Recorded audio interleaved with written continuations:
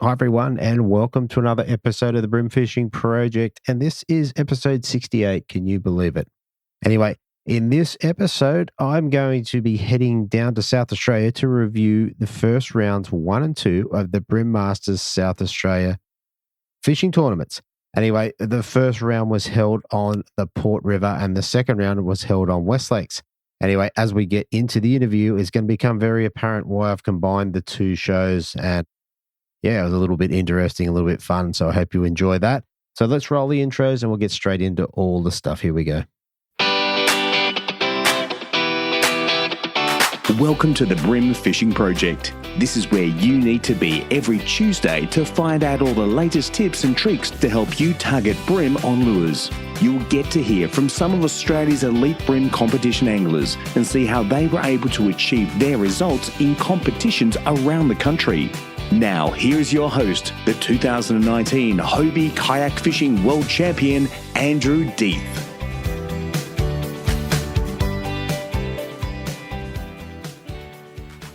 All right, so let's get through some of the housekeeping. Last week, I released something I wasn't quite ready to release. I released the information on the Fly program, which gave you a heads up on what's coming in the future. It's all good, I promise. But in any case, the Fly program, as part of the announcements coming in the coming weeks, we will be donating a bit here from the Bream Fishing Project. It's a worthy cause. So if you didn't hear it, jump back onto last week's show and listen to the first 10 minutes and you'll get that. And equally, when I do release the details of all the changes, not that there's that many, I will put that back into the next interview. I did think about actually getting in and cutting it out, but I figured it's a worthy program. And if that gets started a couple of weeks early, it's well worth leaving in there. And if you are in a position to donate some money, jump over to the Fly program and listen to the promo. It's well worth donating to. Okay, so I'm going to review, just give you a heads up on what's coming up this weekend. So this weekend is the Hobie round. So this will come out on the Tuesday and Saturday. Sunday, all the Hobies will be up at Woi Woi. So for anyone that's interested in doing a little bit of listening on the way there, episode 12 was the first episode we did on Woi Woi. We had Corey Gallagher, Stephen Pryke, and that was the one where Darcy Harding came in over the top with a massive bag of 3.5 kilos or something on the Sunday. Well worth a listen to. We also did the Yak Hunters round on Woi Woi, so I think there's 5 interviews there, plus a mystery guest. And then episode 21, once again, Stephen Pryke back on the microphone, followed by Guy Struthers, who was having a cracker year last year. And then, of course, Glenn Allen in his maiden win in the biggest round in Hobie history in Australia. So how good was that? Definitely jump back over to that. If you're in Victoria, you're heading over to Nelson. We've got episode 11, which I think was a Bream Masters South Australia, where Gary Hansen came in third. Tony Batman Petty was in second. And, of course, Dale Baxter in first. Dale was having a stellar year at that point. And then equally, the Vic Bream Classics, episode 47. So you can jump over there and have a listen if you're on the way to Nelson and want to get some, maybe some heads up or some tips on what you might do. And the last thing in terms of competitions, I did have a little win on the weekend up at Woi Woi. So 2 weeks out from the Hobie, we had the Action Kayak Series. So yeah, I had a little win. And when I do the promo for fishing.com, so that'll be after the first guest, I'm going to tell you what I used, and you'll be able to get that if you're quick. If you don't already know, you'll be able to get the lure that I used and get it shipped up. But you definitely have to order it or make an arrangement with Adam, and I'll bring it up, and they'll be available at the latest on the Saturday. All right, so moving on to the rounds. So we had rounds 1 and 2. They did an interesting thing down in South Australia where they have single-day events down there quite often, and they ran them 2 events on 2 different systems or 2 different parts of the system on the Saturday and one on the Sunday. Anyway, Sunday was pretty tough. So I think there was only 3 fish caught for the weekend. And anyway, when I rang the winner, Gavin Howard, who was down in South Australia, and he's like, "Oh mate, I only caught 1 fish." And anyway, we decided not to do full-on interviews for that. But what I can tell you is Joshua Bland came in third place with 350 grams, maybe 340. Sean Pearson's another guest as well.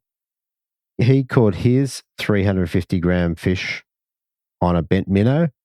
And then the winner, Gavin Howard, who took out first place and Big Bream with one fish for 370 grams, caught that on a gulp worm, which also meant that he won himself a Kimmy cart, as that was up on offer for Big Bream, I think. So there you go.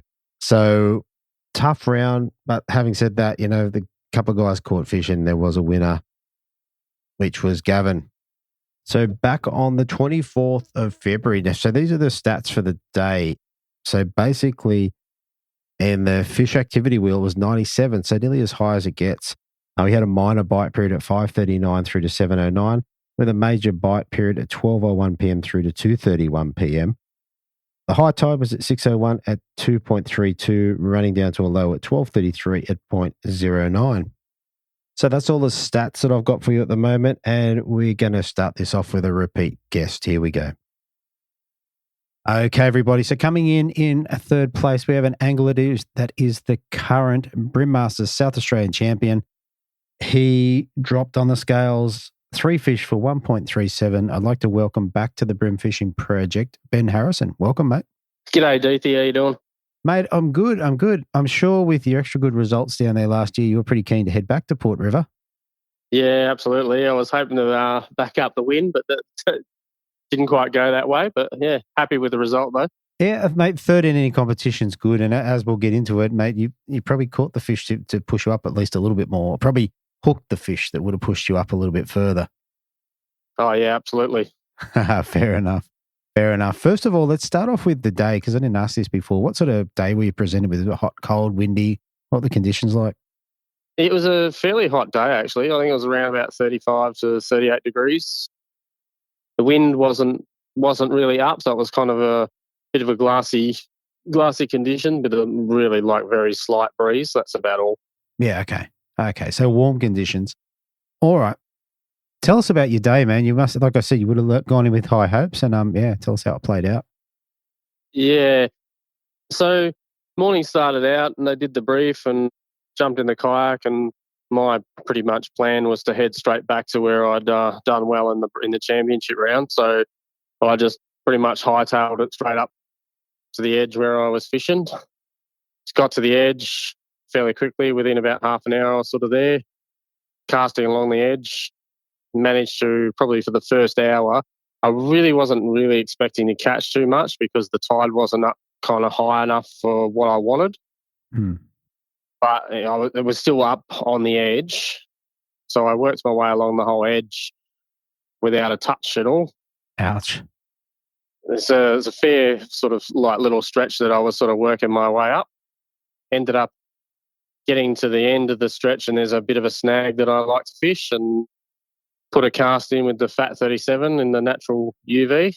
Right. And suddenly clunked a fish, and I thought I had it out, like it came out, and then also it just decided to do a big run straight back into the snag, and roasted me on the snag straight away. Right. So that was the first one for the day.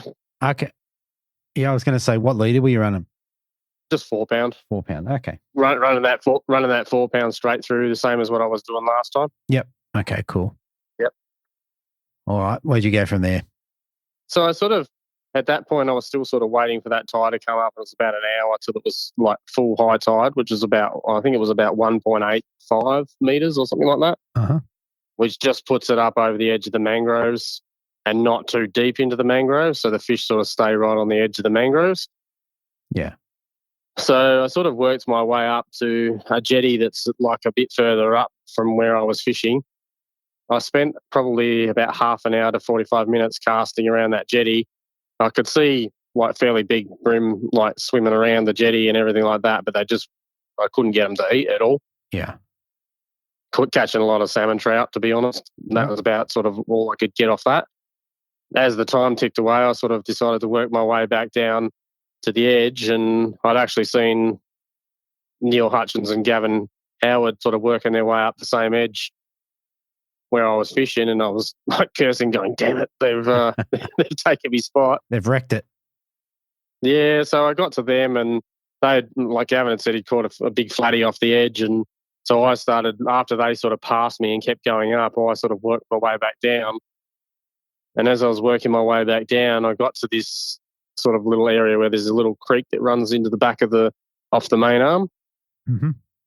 and put a cast into the snag that was right in the mouth of the creek there with a little green tiger clone prawn. Okay. Just gave it a bit of a twitch out, and 3 or 4 or even 5 or 6 little bream came charging out after the prawn. And I was sort of like watching them sort of like tug at it, and then all of a sudden this big like 34 forker just came straight out and grabbed the lure and went for a bit of a run, and I pedalled backwards and got him out. Well, that was my first fish of the day, Right. which I was pretty happy about. Very cool. So that's on the clone prawn. What sort of jigger did you have in it? I actually had 1/16 hidden weight in it, actually. Okay. Like the TT. Yeah. Yep. Yeah, very cool. Yep. So reasonable weight. Yeah. So you'd be able to cast that a fair way. Yeah. I don't mind putting a bit of heavy weight on the actual clone prawn, like it gets it sort of down and it gives it it's been giving it the right action. I've also been using like the Bait Junkie 1/12 jig heads as well on the front of it, and they said that seems to work as well pretty well. Yeah, cool. Cool. Hmm. All right. In that creek, how'd you go from there? Well, I sort of decided that I wanted to have a sort of try and get into the creek and have a look a bit further up because there's a bit of a culvert at the back of it. So I sort of went to sort of work my way in there. But as I was going in there, I actually noticed that there was a big ship coming down from the main arm, like out towards the outer harbour, which was a fair distance from me. So I sort of had a bit of time. Yeah. So I've learned a bit of a lesson with these big ships as they come in. And as I pedalled into the creek, just sort of got in a little ways, and there was another little snag sort of blocking it. Yeah. But by that stage, the ship had started to create this almost like tsunami sort of motion, like a pressure wave. And all of a sudden the water started rushing out of the creek a little faster than I was anticipating. And so I ended up having to pedal at as hard as I could pedal, trying to keep up with the water. Yeah, and as I said, it was a bit of a lesson learned that I need to get out of that shallow water when those ships come along, because it can be a bit dangerous and a bit hairy. So, and as I was pedaling as hard as I could, within a second it turned and decided to do a 180 and come back in. Sort of at that point, I was trying to swing the kayak around and got washed into the snag and sort of hung up on the snag with the kayak. Oh. But at this stage, then it's also gone all the way in and then started to run all the way out again as it was doing. And at that point, the rudder sort of got stuck in the mud and the sands. And like at that point, I sort of jumped out of the kayak and tried to push it off, and I ended up snapping the rudder pin in the back of the kayak. Ouch. Luckily, I don't know whether everyone knows that the Hobies actually have a spare one underneath the hatch at the back, and was able to change it over and got out of there as quick as I could. Wow. After that, bit of a lesson learnt. It was a bit hairy, to be honest. Yeah, absolutely. Absolutely. Like before I was thinking it sounds like a tsunami, and you actually said it. So yeah, pretty much. Yeah. Yep. That's the best way to describe it, to be honest. Yeah. Wow. Scary stuff. All right. So tell us how that went from there, because I think it turned into a little bit of good fortune, maybe. Yeah, it did. So I sort of come back out after that sort of happened. I got back out, and I actually noticed that the water had swirled around right on the edge and stirred up the silt and the mud a little bit on the edge. So I decided to work my way back up that edge again, and ended up picking up a nice size flatty to start with, and then it kept working my way up and got back up to my snag where I'd lost 2 fish earlier in the morning, and managed to finally pull a second fish. Nice. That was on the fat 37 this time in the camo crab. Sort of changed that up, and yeah, managed to get that second fish in the well. Yeah, which is always obviously making you feel better. Yep, certainly was.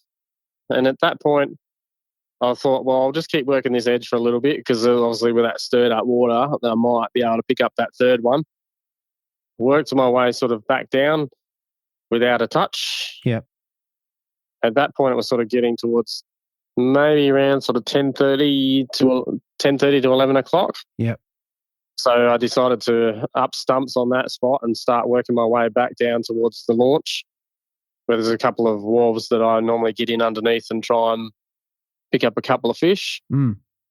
I sort of worked my way back down and was only catching small fish, not even legal, all the way back down.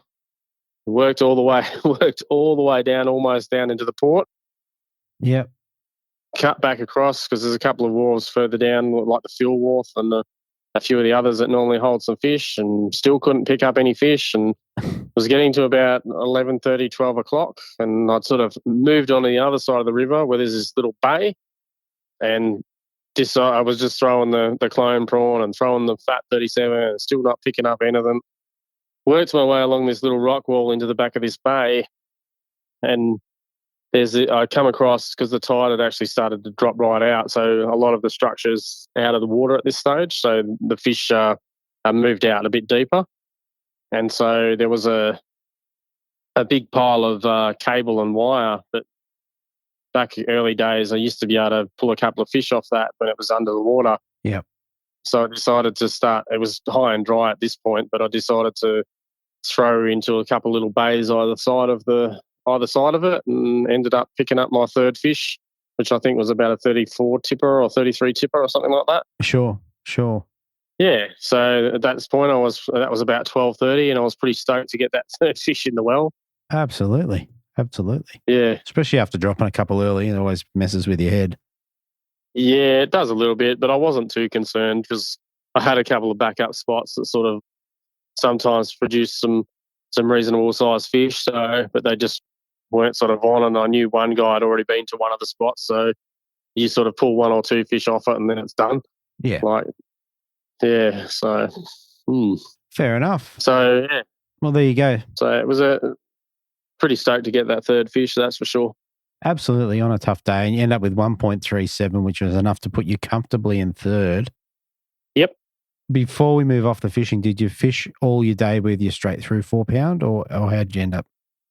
What did you use? No, I was mixing it up a bit between. I've got my in-feet rods, but was just mixing it up with the braid and leader and the 4 pound.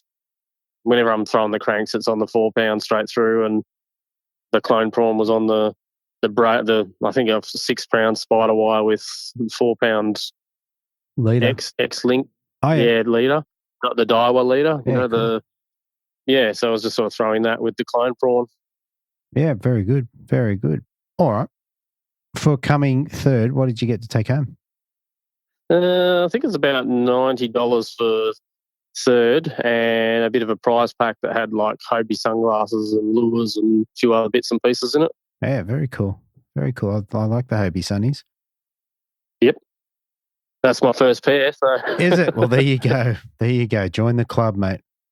I'm normally a tonic man, so it's that's my new spare pair. So the tonics are good too. I tell you what's good about the Hobies, mate. The case that they come in, all my Hobies, I'm able to clip that on the back of the seat and hang the glasses on the back of the seat. They just live there. That's a great idea. Absolutely great idea, that is. Yeah, so you never without them, which is pretty cool. Yep. Yeah, that's good. Very cool. All right, mate. I think we're going to leave it there. Thank you so much for coming on again, and I'm sure we're going to get to have a chat before the end of the year. Yeah, no worries. My pleasure. And thanks for having us on. All right, so fishing.com.au, your one-stop bream lure and tackle shop. Pick up the latest tackle, including Muscle Vibes, Cranker Crabs, OSP bent minnows, Z-Man plastics, Eco Gear lures, and Daiwa rods, reels, and tackle. Same-day shipping. Shop where the world champion, the Australian champion, and the current ABT champion shops. Fishing.com.au, online or in-store at shop 18/29 Kiora Road, Miranda. All right, so the couple of things I looked online, they've got the Fishcraft Dr. Flex 90mm, which was the ones I did that little video on the other day. I picked up in the shop. Now, I took those to Woy, but the weed up there was so intense that I did not throw it for very long. What I did like about it's a little bit heavier than a bent minnow, and I'd say it floats slowly. So just a little bit slower than a bent minnow. So definitely another option. They've got some great colors that I think are really cool. The Tackle House Pencil Popper 44 is also up there. And just before we move off, see, I promised that I would share what I did at Woy. So anyway, I got my fish on a, drum roll, ready, Squid Trex out of Nomad Tackle. So 55mm. Don't know the color. It was just one of the little brown ones. Yeah, I really liked it. It did well for me. My first 3 casts, I got like a 50 centimeter Tailor and then a 43.5 centimeter Bream, and then backed it up with one in the 30s. So there you go. If you're keen for any of this stuff or anything from Adams, I will be coming up on the weekend. Like I tried to say in the intro, I kind of make no promises to catch you on the Friday, but I will be at the briefing, obviously, on the Saturday. So if you need your gear, come and find me. I've got the silver van. All right. So coming in second place, dropping 2 fish for 1.62 kilos, I have Paul Cook. Welcome to the show, mate. Thanks for coming on. Pleasure to be here, Andrew. Long-time fan of the show, so really happy to be part of the program. Oh, mate, and honestly, I'm glad you're listening. I really appreciate that. Mate, we've had a nice little chat leading up to this. And one thing I didn't ask, and I think I'll ask it now, is did you get a chance to pre-fish before? Have you been out in the river recently? No. I've like I said, I'd never actually fished this arena at all, and I didn't due to life stuff happening at the time. I didn't get a chance to pre-fish it either, so I went in as probably as blind as you can, which was daunting, but an interesting challenge at the same time. Definitely, mate. I mean, that's a good part of it because you've obviously got a good result. So, mate, let's roll around to comp day. Tell us a bit about your day. How'd you go? Yeah, so I guess without doing a pre-fish and never having fished it, I did try and reach out to some of the local guys that I know and just get some general advice, trying to, I guess, limit my options more than figure out what to do or where the secret spots were or anything like that. And the river and the system is such a big system with so many options. I really just wanted to limit it down to the 1 or 2 techniques that I was confident in. So when we launched, you essentially had the option of going sort of south or north. I mean, I went north and pulled up at a spot relatively quickly. Given I haven't been on the water for about 12 months, I didn't have much in the legs, so I didn't really want to be pedaling for like an hour or so to get to a certain spot. So I just picked a flat that looked likely on Google Maps that sort of ran into a mangrove edge and had a little bit of structure about it. I mean, I was able to get to that spot relatively quickly, and luckily enough, everyone had gone past it. No one sort of pedaled through it or anything like that. And the plan was to throw surface, and in particular bents, and the larger bents, the 86 model, I think it is, purely because there's a lot of small stuff in the system. And in my head, throwing a larger model lure, you're less likely to catch as many fish, but you're more likely to get a quality fish over a smaller fish. So that was the plan. Within 3, maybe 4 casts of pulling up, I landed a 29 centimeter tip, which was confidence boosting because it means you're sort of onto a reasonable tactic and maybe a good day. But at the same time, just shy of legal. So that one went back. And a couple casts later, I noticed there's quite a bit of commotion, and right up in the shallows, you could see a bream arching its back, and to be honest, had most of its body out of the water, and it was quite a larger specimen. So I fired a lure, fired the bent in there. A couple twitches later, and a bit of a wrestle, pulled out a 37 centimeter tip. So I think that was like 6:45. So nice start really early, 2 fish, one of them legal and a reasonably good size one. So I was pretty happy with that. Continued in and around that flat and in and around the mangroves for another hour or so, and then sort of moved up a bit, but just continued that same sort of pattern, just trying to find a water depth of about 1.5 feet, maybe a foot, and just work a bent through that in and around some structure.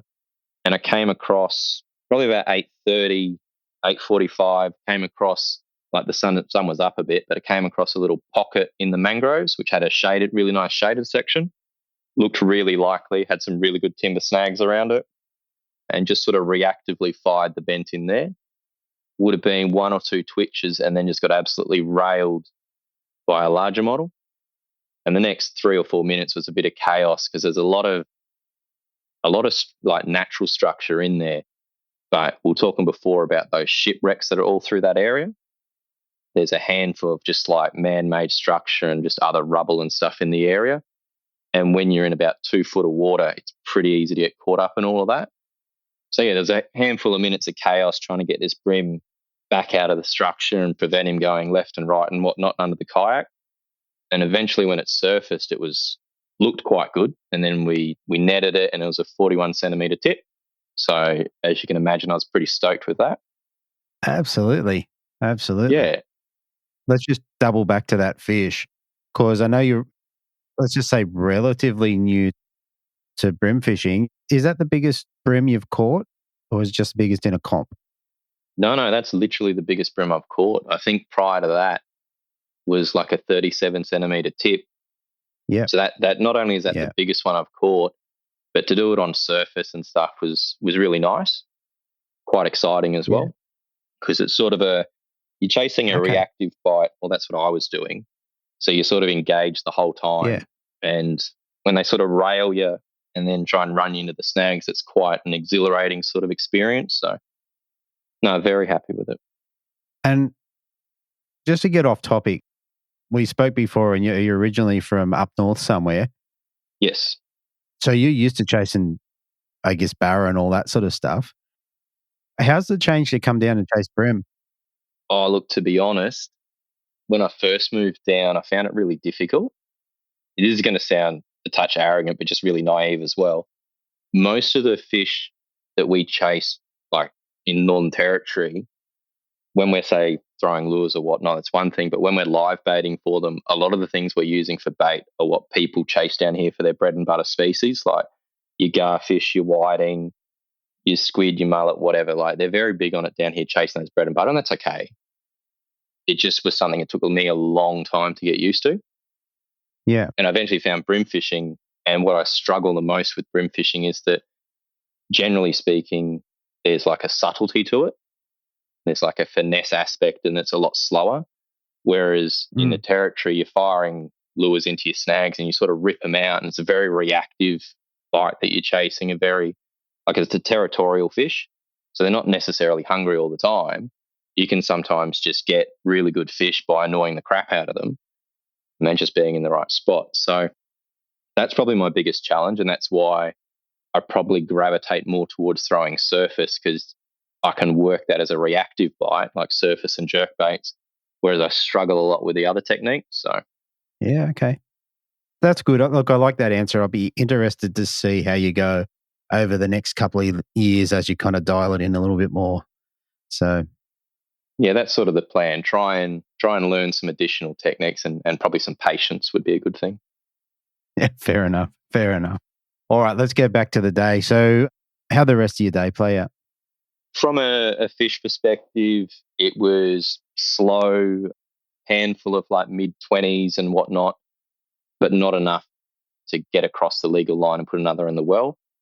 I did have a plan originally to fall back to a point on that very first flat that I fished, because the water comes past on two different sides, and I thought it might be an avenue to grab one or two fish that might be exiting the system. So I did that for a little bit, but I guess I got impatient and then sort of overthought it a bit, and I could either stay there and do that and risk not getting anything and weigh in two fish, and two good fish, but weigh in two, or I could just go try something completely different, try and learn a little bit more, and explore a bit of the system. Like, I'd never fished it before. I'm no good on vertical structure or deep water, so I thought I'd go give that a crack. So went and found some deeper rock walls, went and found some deeper edges, some pylons and that, and just had a crack. Didn't do overly well, but just had a crack. So, yeah, fair enough. Fair enough. All right. A couple of things with your bent minnow. What sort of colour were you using? Do you remember? I don't know the code, because they come with codes for some reason, but it's that green sort of chartreuse bent. Okay. So, it's a G something. Might be G35 or G, I don't know, to be honest, but it's that sort of, not quite fluoro green, but that sort of yellowy chartreuse green, and just in that larger 86 model. Yeah, it does look like it's a G35. It's funny, I used to use that colour when they first came out. I'd stopped using it for some reason, can't tell you why, but yeah. So I used it the first time over a weed flat at Nelson, and in my head I just thought, if the water or the bottom's greener, that looks a bit more natural. So it just fit the area at the time. So, yeah, very good. And what sort of lines and leaders were you running for the day? Yeah, so I had a couple of different outfits, but the outfit that I was running that ran the bent, because I was fishing reactive bite and I was throwing it in amongst timber and stuff, I fished what I consider a slightly heavier leader at 6 pound fluorocarbon. The brand, I don't know, that might be FC Rock or something. The braid, I've been using Tasline. That's like their, Oh, yeah. I think they're 12 pound Tasline. Yep. Pretty sure they might sponsor the Bream Master. So I try to use the sponsor gear where I can just to help support the Bream Master guys. So I run that. It's a white braid. It's easier to see. So yeah, ran that on a 2500 Shimano Bandfoot or something, and one of those Millerod Brawlers. So nice setup, works for me. Just helps drag them out a bit. So Absolutely. All right, mate, for second place, what did you get to take home? it's a very good question. Doing this from memory now, it's just a small cash prize. I think it might have been $150 cash or something. We only had a limited number of entrants. A handful of vouchers to various sponsors, like I think it's Hunter Water Sports and the local sports fishing scene here. It's probably combined $200 worth there. A heap of Pro Lure lures, some Hurricane lures, I think. Yeah. Hats, shirts, that sort of stuff. So to be honest, the prize pack was really good. Oh, there was a fishing rod in there as well. Is it TT? Really? Black Maybe. Thunderbs? Yeah. So Yeah, there's probably a good, mate. look, at a guess, $600, maybe $700 worth of stuff in the kit, if you include everything. Yeah. So like, it's really, really well supported by the sponsors and really well run by the guys, and quite a generous prize pack, to be honest. So Yeah, no, that's fantastic. Well, that leads us into our next question before we head off. Mate, is there anyone you want to give a shout out to? yeah, to be honest, just Gibbsy, so Ben Gibbs and the Bream Masters SA team. They're a bunch of volunteers that put a lot of time in behind the scenes to get these comps up and running, in particular for us SA guys. And I sort of feel that a lot of people see what happens at the front end and maybe don't appreciate all the work they put in at the back end to get that up and running. Yeah. I imagine there's a couple of months worth of work in the lead up to these comps, get it all sorted. So just a really big thank you and a shout out to those guys. They try and do it in and amongst their own tournament fishing. Some of them fish the Hobie comps interstate. Yeah. And I think a couple of them are actually in the Tassie stuff right now as we speak. So yeah, just a big shout out to them. They do a great job. Definitely. I spoke to a couple of them yesterday and they're all down in Tassie. So I'm happy for them, but a bit jealous at the same time. Yeah, it'd be nice to get to Tassie. It's a pretty good fishery by all reports. Yeah. Very good. All right, mate. Listen, congratulations on your second place. And mate, I look forward to talking to you again in the future. No, thank you, Andrew. It'd be a pleasure to do so if we get the opportunity again. Fantastic.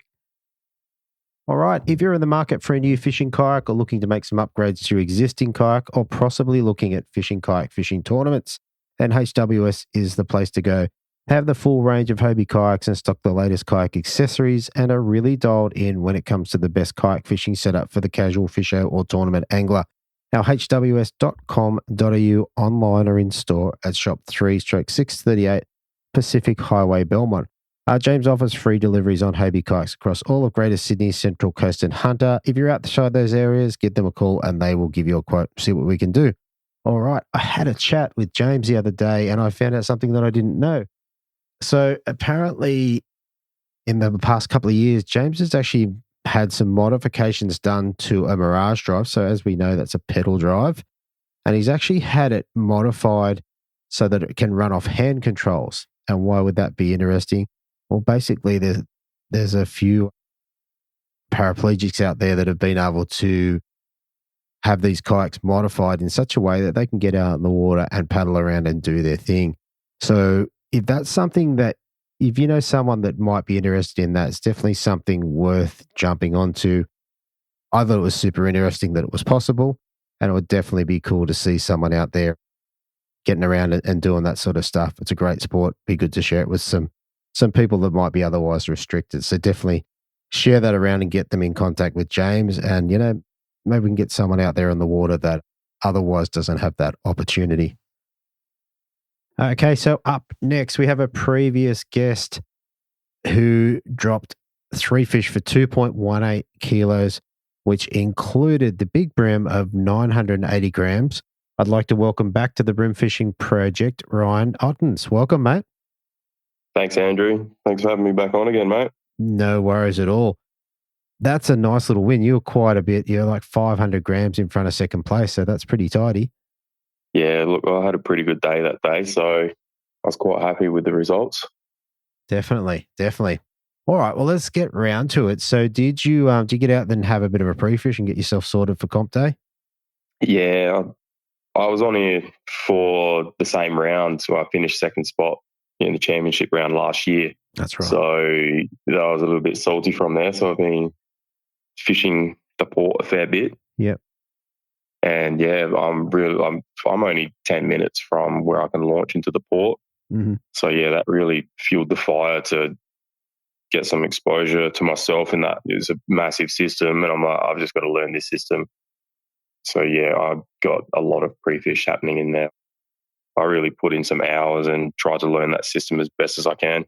Okay. I mean, we spoke just before we hit record, and the port, like you said, has got a lot more exposure. And it actually, like from an observer, just looking at on Google Earth, it looks like a really good system to me. Yeah, like it's huge. It's so dynamic. There's so many different things. You've got bridges, you've got wharfs, you've got piers, you've got heaps of structure there. You've got shipwrecks. There's a whole strip where there's like shipwreck graveyard. There's a whole stack of shipwrecks that are parked up. If you go real far up, there's some creeks. There's a lot of flats as well. You can get on the tides. There's some fair bit of pontoons. There's boats that are moored. What else is there? There's about 3 bridges. There's some jetties. Yeah. There's heaps of rock walls as well. Yeah. Like it's really got everything. I think they're starting to bring in trying to bring in some oyster racks as well. Oh, wow. More so not full like traditional oyster racks like you see down your side, but more so trying to regrow them into the system. Yeah. Because they are all around the system. So I think they're building some kind of, well, I don't know, whatever little pods around the place to start them growing back in the place a bit more. Yeah. So yeah, there's a lot of different ways to fish that system. Definitely. I'm going to say oyster racks will be a good inclusion to it. And yeah, it's good to see, like you said, you had some good numbers in terms of fish captures for the comp. So that's pretty exciting moving forward. There was a lot of bags compared to the championship round. So I think there was one or two bags in the championship round, and this round there was significantly more than that. So good signs. I think there's a bit better time of year possibly to fish it as well. Yeah. But also like people are starting to fish the port more and starting to learn the system. So I think there's definitely a lot of fish there. It's learning the patterns is going to be the key. Sure. In all the pre-fishing that you've been doing, were you able to clue into anything that helped you on comp day? Yeah, big time. Like there was some days where I pre-fished and like I'd fish one spot and there'd just be fish cast for 30 minutes to an hour, right? You'd just bang heaps of them and you'd go back there 4 days later and there wouldn't be a fish in sight.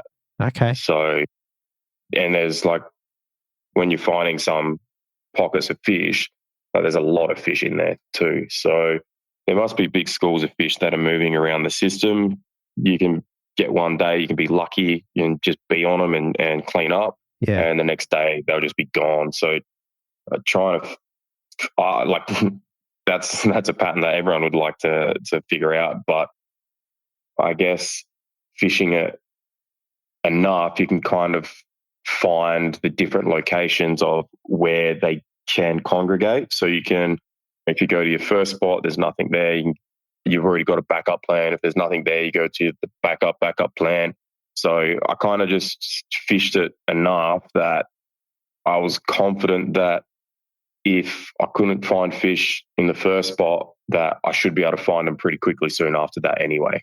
Yeah, that's what you said was really interesting, because as you were talking, I was thinking, okay, so if you go and fish spot A today and you brain them and you go back tomorrow and they're not there, well, obviously they've moved somewhere else, which is kind of what you covered. You have plan A, plan B, plan C, and so on. And yeah, I guess maybe a bit of spot hopping is the way to go. Yeah. And look, on comp day, like I caught a fish first cast. I was really pretty happy. I was like, shit, we're on here. Like this is as best start as you could hope for. Yeah. So yeah, it was interesting. Like I got a fish first cast. I got a fish probably in about another 5 or 10 minutes time. I was feeling quite confident at that point. 2 fish, they weren't overly that big. They were like 33 and 34 centimeters, I think. So they were nice. But then it was like, yeah, then it was a grind. I was like, shit, I was super confident. And I'm like, fuck, I just want this third. I just want the fish. Third fish, wasn't getting it. I went to a spot where I thought, like, I've gone to this one spot so many times. I'm like, there has to be fish in this spot. I've never caught a fish.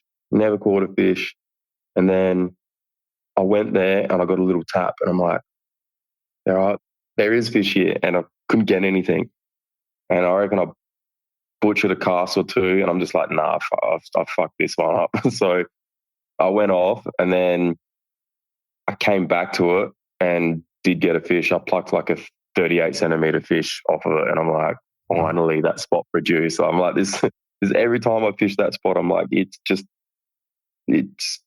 looks primo. It just looked like there has to be fish here. And yeah, finally, after all that, I ended up getting one off there. So I had my bag. I was pretty happy with that. But I was like, I knew other people were going to catch fish. You talk to people pre-comp and people are like, yeah, you can tell how people are talking if they're confident. And I'm like, yeah, there's people have pre-fished well.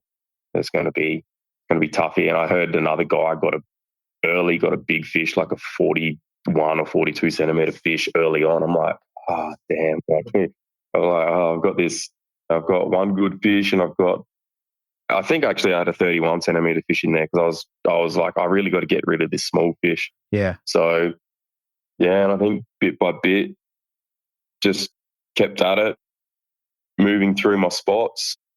It was really weird because all the spots that I thought were going to produce didn't produce. Okay. Like my guaranteed spots, I'm like, yep, I've always done well in these spots. Yeah. Nothing. Okay. I was just blown away. And I was getting fish in all the spots I never really caught fish in before. So I was like, it was quite bizarre. I was lucky that I sort of had a few areas mapped out because like my go-to ones were all bust. Yeah. Yeah, that kind of rings true with what you were saying in the beginning. You know, you get fish here today and then tomorrow they're not here. So yeah, that sounds like they move up and down that system quite a bit.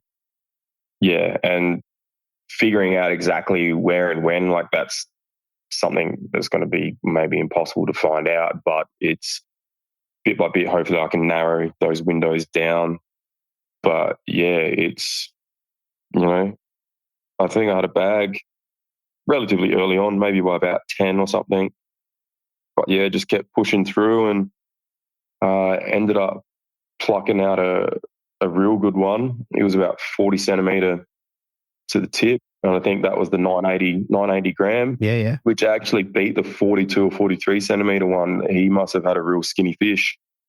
Yeah. And mine was quite fat. So it was about 2 or 3 centimeters different and mine outweighed it. So that was pretty good. I was happy that I sort of upgraded. I think I had like a 40 to 37 and it ended up with like another 34 or something like that.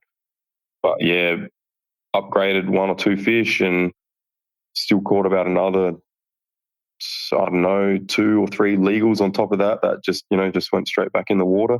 Yeah. But yeah, it was a pretty successful day. I felt pretty confident, and like we were still plucking out fish like in the main channel, like right at the very end, and it was tough. It was like at that point it was the tide really rips through there. Yeah. And like we're just getting ripped around, and it was pretty hectic at that point, like going with the tide, and couldn't hold still, but the fish was still on the chew in one spot, and ended up getting a couple more at that point, but nothing that I could upgrade on. But yeah, that was right at the very end too. So I was still getting bites right at the very end of the day, which was nice. And I think some others will still manage to get bites close to the end too. Yeah, okay. What lures are you using to target them? Mainly just grubs, crabbies, and yeah, I was using some crankers. Didn't get anything on the crankers though. Yeah. But yeah, just pretty standard stuff, really. Yeah, okay. Like I'm not, apart from looking at it on Google Earth, I'm not familiar with the system. So do you have to use heavy weights down there, or you just pitching into the shore and using lightly weighted stuff? It depends where you fish. There's a lot of in the middle of the channels, like you mentioned before. I think Ben Harrison got cleaned up by some big boat wash. They have some big shipping containers go through there, like boat ships that are 300 meters long, like just huge ones. And even the tugboats put out a big wake. So in the middle, it's good 10 meters deep. Right. But there's good flats on the sides, which I think one of the other big fish was caught. That was where one of the big fish was caught in the flats. Mm. And there's flats all throughout that system along the edges up the top. And you've got the rock walls that you can probably see. They go from 1 meter to 6 or 7 meters pretty quickly. So, it sort of just depends where you are. Like sometimes you can fish in and around where the ships berth onto, like all the wharves. There's like lots of wooden pylons and good structure for the fish to sit around. You can actually get in under there if you lay all your rods down on something, depending on the tide height as well. Yeah, okay. Yeah, and hang on and hope you don't get busted on all the pylons and rocks. Yeah.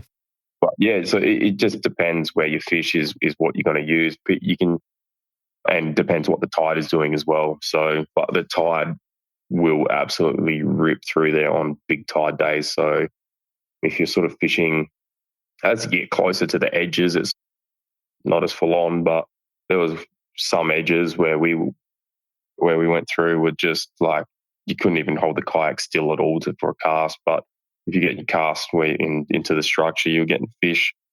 But yeah, that was pretty hectic. Like it was chaos at that point when the wind had picked up at the end of the day and was blowing with the tide. It was just full on trying to get a cast and fight a fish and keep the kayak still. It was like, hold on and see what happens. Definitely. It sounds like there'd be a lot going on there. Like we said with the big ships going up the river, flats on the sides. You have to keep your wits about you so you don't get swamped. Yeah, you do. Because sometimes because it's so big and you're in your own world trying to catch fish, you just don't even realize that even the tugboats leave a big enough weight to you push you over. So, but yeah, that's sort of like the main channel. They'll go sort of 2/3 of the way up. So if you fish the bottom half of it, like they're not going to go that far deep. Sure. So, and there's a lot of fish that get caught around there too. Okay. So yeah, it really depends. And yeah, it depends on the day. You can have plans to go fish a wharf and then you rock up there and there's a big ship on there and you can't fish it. So and they come in overnight. Like you really got to have a couple backup plans because there's all these external factors that can cancel your plans. Like there's ships that are docked. There's a cement silo, there's a cement factory there, so they pour out heaps of cement into the ships, and there's all the shipping containers as well up the top end, and then there's like wheat silos as well. So there's grain and wheat and cement and everything's going on there. Yeah, wow. Like if you get one of the wharfs with no ships on it, you get really good structure. There's a submarine base up there, but that's out of bounds. You can't get into there, but that's some really good looking structure that'd be good to fish. That's it, or you might get shot. Yeah, you might get shot. But yeah, it depends. And obviously the tide as well. Like your tide, if it's a big tide, that kind of will open up more spots, but also close off some areas once the tide starts moving too. So yeah, you got to time your spot with the tide to see what's fishable and yeah, there's a lot going on in the system, but there's definitely a lot of fish in that system too. Yeah, fair enough. All right. Now, before we move off the fishing, what the big guy take, the 980 one? Just a grub. I caught most of my fish just on plastics. Yeah, so just grubs just grubs. There you go. All right. that covers the fishing, mate. So you got first place and Big Bream. What did you get to take home? Big Bream, thanks to Marty and the Burley Pro guys, was Kimmy Cart. Nice. So that's pretty good. Yeah, definitely. I literally just bought one. Oh, so no. I just bought one, just one, but it's all good. It's all good. Yeah, it's fantastic to have something like that up for grabs as a prize is really good. So thanks to those guys for their efforts in sponsoring. Definitely. What else? The prize pack was ridiculous. It was over $1,000, easily well over $1,000 worth of gift vouchers and prizes. There's a pair of sunnies, LDX sunnies. There was it Estuary clothing, one of their hats, BC clothing or whatever it is. Yeah. There was the lure packs that you get are good. They're real good. Hobie, actually, I got one of the Hobie T-shirts, fishing long sleeve hooded shirts. Oh, the new ones, the grey ones? The grey ones. Yeah, how good are they? Good. They are real good. I wore it for the first time the other week, Nelson comp, and yeah, it was real good. It was, yeah, that was good. I got like a $250 voucher from one of the local Hobie dealer here. It's another I think a $50 voucher from one of the local tackle stores here, and they got real good range of stuff there. But yeah, like the lure, and same as last time, the lures that you get, you're actually going to use them. Like they're real good lures, pro lures, and good plastics from I can't even remember, probably Z-Man. But yeah, hard body lures. Like there's so much in there. It was really good. I think there was some other stuff like maybe a cull kit and things like that. Wow. But yeah. Very cool. But yeah, the prize packs are incredible and cash as well. So yeah. That is pretty cool. All right. I reckon that covers it. So usually, like if you've got someone you want to give a shout out to, and I know you kind of did just a little bit, but is there anyone else that you want to give a shout out to before we head off? Just Ben and the guys at Bream Masters. I'm helping the guys out with them, so I actually see how much effort that Ben and the rest put in behind the scenes. And like we got some feedback the other week from the Nelson River comp, just how quick and smooth that we run it. Yeah. And I think a lot of the contestants appreciate it. But yeah, and yeah, there's a fair bit of work that goes in behind the scenes, but like we all love it, and yeah, it pays off. So yeah, like, you know, chasing up sponsors, and yeah, obviously thanks to all the sponsors that do put in, because that makes so the prize packs are ridiculous. Like they're so good. Yeah. But the events are good, and yeah, it's just a really good day. Every time, like all the people look forward to the Bream Master comp. So yeah, Ben's put together a good crew that are running it. And yeah, thanks to those guys making it all happen. Very good. All right, mate. Actually, one more thing before we head off. What's next for you? What's the next one? The next one, there is Onkaparinga. Onkaparinga. Always love that name. Which is Bream Masters again. It's the final round of the Bream Masters. It's I won it. That was the first time I was on with you. I won the Onkaparinga last time. It wasn't as exciting as the time I won it the year or 2 years before. Oh, that's right. It's bigger fish. Yeah, so it didn't really fish that well when last comp. The comp before it fished off its tits. So hopefully the timing, like the fish, it's a estuary, that river. It connects up to the ocean, and the bream come in every middle of the year for breeding. So yeah, they come in when they come in. You can't really time that, but they come in every sort of July, August. So yeah, get them. That can produce really good fish. So I'll be putting in a fair bit of effort into that. I think I want to do well in that place. I've done well in it before, but yeah, that's another place I want to stay on top of. But yeah, so that comp will be good. Other than that, there'll be the championship round for Bream Masters. I'm not sure where that'll be, but yeah, I'll really be pushing hard to do my best to try to win that. I think the winner of the championship round gets a spot into the Hobie AC, so that would be pretty damn good to get that. Exactly. I'm just looking on the website now. So the Onkaparinga round's on August 11 and the championship round looks like the date's to be announced, although it's got October 5 there, so I'm not sure what's going on there. It is to be announced. We're still working on dates because the end of the year gets quite hectic with other fishing comps. So we're sort of trying to fit in where we're going to fit it. That's an available day because technically 2 guys from Victoria qualified as well because they were finished first and second for the Nelson River. Yeah.